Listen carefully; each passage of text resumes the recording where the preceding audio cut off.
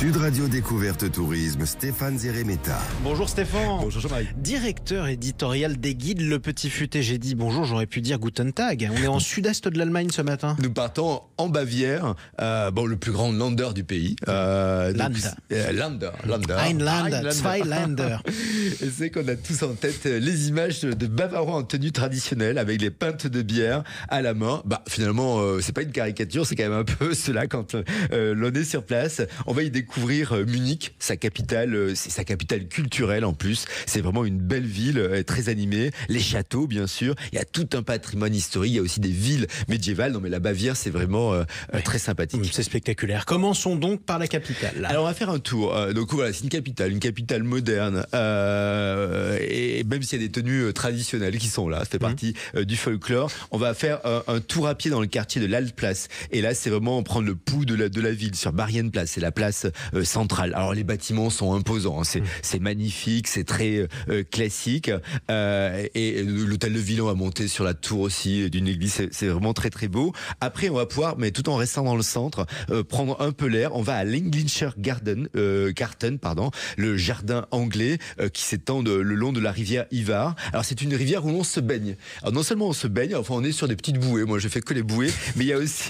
J'ai une image mentale.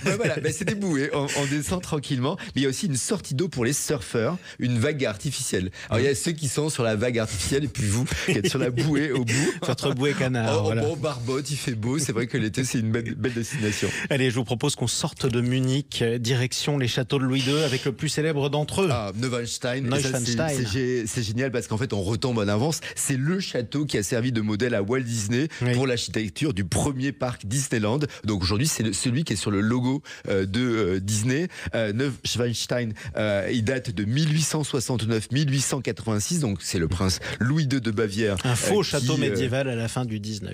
Oui, voilà, c'est un faux, mais il est absolument spectaculaire, incroyable, à des tailles insensées.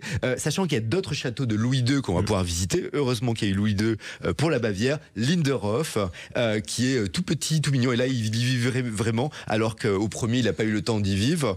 Et Eriemschense. Ehrenchiemsee, oui, qui était une copie de Versailles. Inspiré par Versailles, puisque Louis II était un fanatique absolu, était fasciné par son lointain cousin Louis XIV. Exactement, un francophile à cette époque en Allemagne. Il n'y en avait pas tant que ça à ce moment-là. Après tout ça, on retourne quand même dans le reste du Land. Voilà, parce que là, c'est les principaux.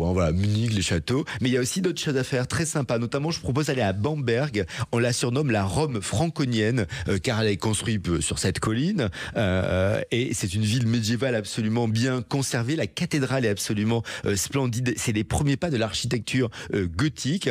Et l'image la plus connue de Bamberg, c'est l'ancien hôtel de ville avec un style baroque et rococo qui est recouvert de fresques en trompe-l'œil. C'est absolument fascinant. Allez, ensuite on enfourche sa bicyclette. On va à Ratisbonne. C'est à 130 km au nord de Munich. Alors je sais pas en combien d'étapes vous faites ça, mais en tout cas il y a une piste en voiture, cyclable. Je vais très vite, vous savez. Non, on est en bicyclette.